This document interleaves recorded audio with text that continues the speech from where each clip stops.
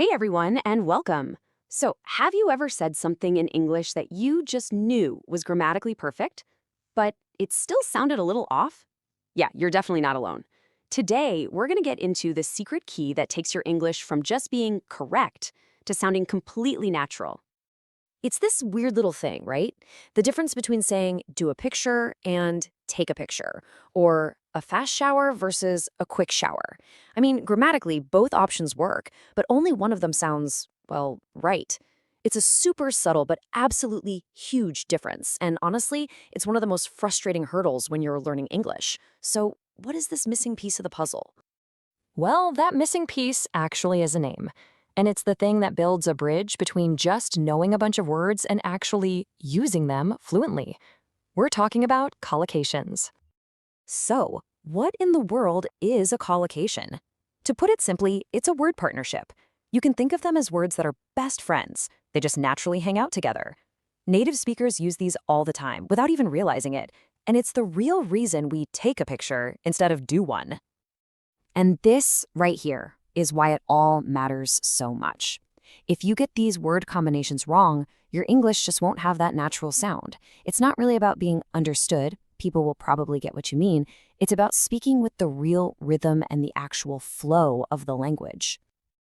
Okay, theory is great and all, but seeing these things in action, that's where it really starts to click. So let's dive in and look at how these word pairs add so much color and precision to the stuff we talk about every single day.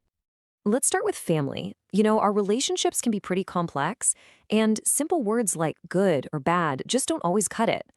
Collocations are what give us the language to describe the real texture of those relationships, from the wonderful moments to the really difficult ones. And just look at how these phrases paint such a clear picture. You don't just have a good family, you have a close-knit family. A split isn't just bad, it could be a bitter divorce. But hey, even after that, maybe two people can try to stay on good terms. You see? Each one of these phrases is like a powerful shortcut to a much deeper meaning. And it's exactly the same when we talk about our feelings.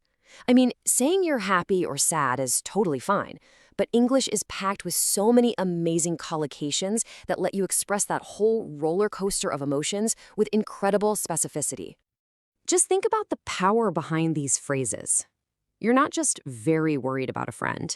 You are worried sick. You're not just angry. You are literally seething with anger. These aren't just words on a screen. They're feelings brought to life. And they make your English so much more vivid and relatable. Now, let's switch gears and see how this all applies to the world of work. Collocations are, and I mean this, absolutely essential in a professional setting. They're the language of career moves, daily tasks, and all those office dynamics. You can really see it here, can't you? You don't just get experience, you gain it. You don't have a lot of work, you have a heavy workload.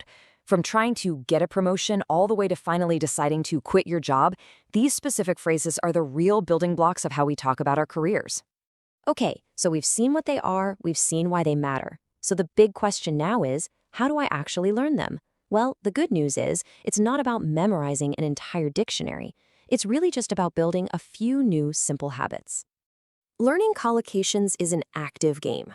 First, just start noticing them. Seriously, when you're reading an article or watching a movie, pay attention to which words seem to stick together.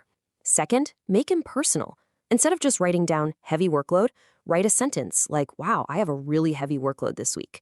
Making it about your life helps it stick in your brain. And finally, you gotta practice. Review the ones you found, test yourself, and most importantly, try to use them. So as we start to wrap this up, it's so important to remember that this is way more than just a vocabulary exercise. This is about taking that final, crucial step toward true, confident fluency in English. Ultimately, the best way to think about collocations is as a bridge. On one side of the bridge is all the grammar and vocabulary you've worked so hard to learn. And on the other side, that's natural, confident, fluent speech. Collocations are the planks of that bridge. They're what carry you from one side to the other.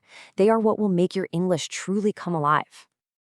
Okay, so let's make this real. Thinking about everything we just talked about, from being worried sick to having a carefree childhood, what's one new collocation you can challenge yourself to use in a conversation today?